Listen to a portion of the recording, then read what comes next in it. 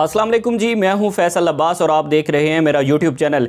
नाजरीन, सूबा खैबर पख्तूनख्वा और पंजाब के इलेक्शन का मामला जो है वो एक मुअम्मा बन चुका है और आज सुप्रीम कोर्ट के अंदर जो है वो इस केस की समाअत थी। इलेक्शन कमीशन ने जो आइन की नफ़ी की है उसके बारे में जो है वो पीटीआई ने एक पिटिशन दायर की थी, दरख्वास्त दायर की थी, सुप्रीम कोर्ट से रिजू किया था और आज सुप्रीम कोर्ट ने जो वहाँ पर समाअत हुई है उस समाअत से लगता है कि सुप्रीम कोर्ट जो है वो इलेक्शन कमीशन के फैसले को उठाकर रद्दी की टोकरी में फेंकने जा रही है, क्योंकि जो वहाँ से रिमार्क्स सामने आए हैं और दूसरी जानिब जो एक इख्तलाफी नोट दो जजेस की जानिब से दिया गया था, आज उन दो जजेस ने भी क्लेरिफाई कर दिया है। उनकी जानिब से भी बड़े अहम रिमार्क्स आए हैं, वो भी आपके सामने रखने हैं। सबसे पहले जो आज की समाअत है वो 5 लार्जर रुकनी बेंच ने इस केस की समाअत की है और चीफ जस्टिस ने बड़े अहम रिमार्क्स दिए हैं। चीफ जस्टिस ने कहा है कि जमहूरियत के लिए कानून की हुक्मरानी लाजमी है, कानून की हुक्मरानी के बगैर ये जमहूरियत नहीं चल सकती। मुल्क में इस वक्त अनारकी और फाशिज्म है। ये बताते हैं कि क्या 90 रोज़ में इंतखाबात कराना आईनी तकाजा है या नहीं। जस्टिस जमाल मंदुखेल का अटार्नी जनरल से इस्तफसार कि अगर इस इंटरिम गवर्नमेंट ने 90 रोज़ के अंदर इलेक्शन करवाने हैं तो आप हमें बताएं कि ये आईनी तकाजा है या नहीं।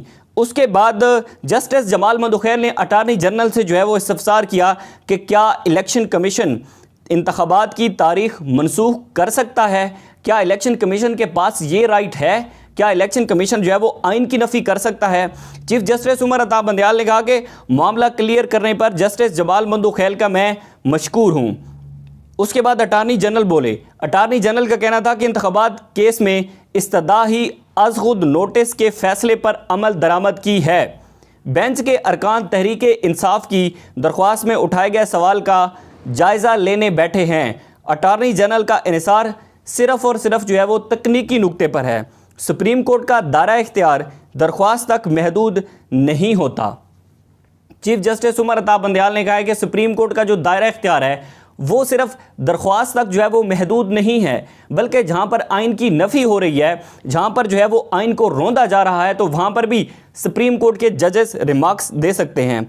उसके बाद सुप्रीम कोर्ट ने वफाकी हुकूमत की जानिब से तहरीके इंसाफ की दरख्वास्त पर एतराज़ात और फुल कोर्ट बेंच बनाने की इस्तदा अमलन मुस्तरद कर दी है। यानी कि हुकूमत की जानिब से जो है वो फुल कोर्ट बेंच बनाने की इस्तदा जो है वो की गई थी, तो अमलन ऐसे लगता है या की जा रही है, तो अमलन ऐसे लगता है कि सुप्रीम कोर्ट जो है वो उसको मुस्तरद कर रही है। उसके बाद अटार्नी जनरल को चीफ जस्टिस ने कहा कि आप अपनी जाकर नशिस्त पर बैठ जाएं। तहरीक इंसाफ के वकील अली जफ़र ने अपने दलाइल का आगाज़ करते हुए कहा कि समाअत के आखिर में चीफ जस्टिस ने कहा कि हम समाअत के आखिर में अटार्नी जनरल को देखेंगे।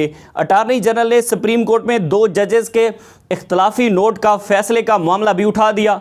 ये वही 2 जजेस हैं उन जिनकी बात हो रही है कि जिन्होंने इख्तलाफी नोट दिया था कि सुप्रीम कोर्ट इस पर अज खुद नोटिस जो है वो नहीं ले सकती। उसमें उन्होंने कुछ चंद पॉइंट्स बताए थे और पीछे कुछ फैसले भी बताए थे कि इन फैसलों की बिना पर सुप्रीम कोर्ट को नहीं चाहिए कि हर छोटे मामले पर जो है वो अज खुद नोटिस लेती फिरे। तो जस्टिस जमाल मंदुखेल ने कहा कि 1 मार्च का अदालती फैसला कितने अरकान का है, ये सुप्रीम कोर्ट का अंदरूनी मामला है। ये बताएं कि क्या आइन 90 रोज़ में इंतखाबात कराने का तकाजा करता है या नहीं करता। यानी कि 5 लार्जर रुकनी बेंच पर जो एतराज़ था कि 2 जजेस जो हैं उन्होंने इख्तलाफी नोट दिया था, तो आज जस्टिस जमाल मंदुखेल ने क्लियर किया है कि अगर इख्तलाफी नोट है, अगर हमें जो है वो कुछ इख्तलाफात हैं, तो ये सुप्रीम कोर्ट का जो है वो एक अंदरूनी मामला है। सिर्फ और सिर्फ आप हमें ये बताएं कि 90 रोज़ के अंदर आइन इंतखाबात की इजाज़त देता है या नहीं। उसके बाद समाअत के अंदर वक्फा हुआ और फिर पीटीआई के वकील जो अली जफ़र हैं उनके दलाइल जो है वो शुरू हो गए। चीफ जस्टिस से इस्तदा की गई कि सियासी जमातों को भी सुने, आप मास्टर ऑफ जस्टिस हैं। माई लॉर्ड, मैं मुस्लिम लीग नून की वकालत करूंगा। ये जो उनके वकील हैं अकरम शेख, जो मुस्लिम लीग नून के वकील हैं अकरम शेख, उन्होंने दलाइल दिए।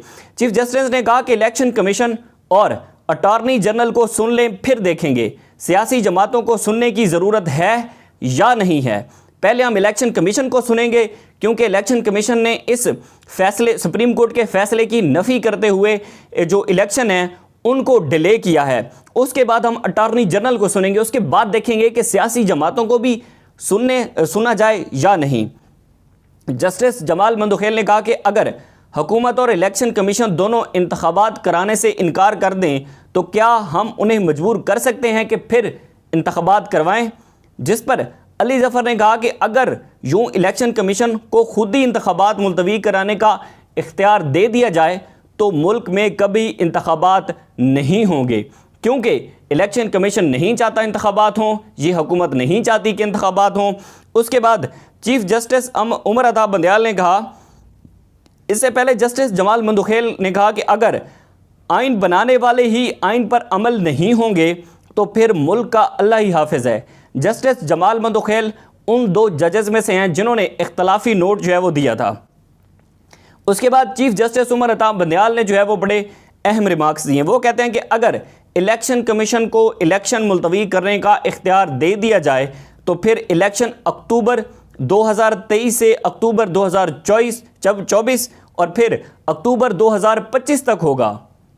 इंतखाबात के लिए दीगर ज़रूरी सामान के साथ साथ सियासी पुख्तगी भी बड़ी ही ज़रूरी है। चीफ जस्टिस ने कहा, हवाला दिया मोहतरमा बेनज़ीर भुट्टो की शहादत का।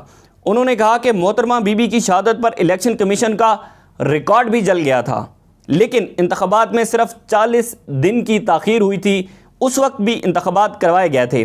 बज़ाहिर ये लगता है कि इलेक्शन कमीशन का इंतखाबात में ताख़ीर करने का ऑर्डर जल्दबाजी में लिखा गया है। ये रिमार्क्स दिए हैं जस्टिस उमर अता बंदयाल ने। उसके बाद ये रिमार्क्स भी सामने आए हैं कि पाक फ़ौज का इदारा जो कहता है कि हम इलेक्शन की सिक्योरिटी नहीं फराहम कर सकते, तो उस आर्टिकल 145 के तहत जो है वो इस बात यानी कि आर्टिकल ये 145 ये कहता है कि आप जो है वो फ़ौज से सिक्योरिटी ले सकते हैं अगर आपने मुल्क के अंदर इंतखाबात करवाने हैं। तो फिर अगर आज जो है वो दहशतगर्दी है तो 1 साल बाद आप क्या गारंटी देते हैं कि उसके बाद दहशतगर्दी नहीं होगी, उसके बाद मुल्क के अंदर अमन होगा।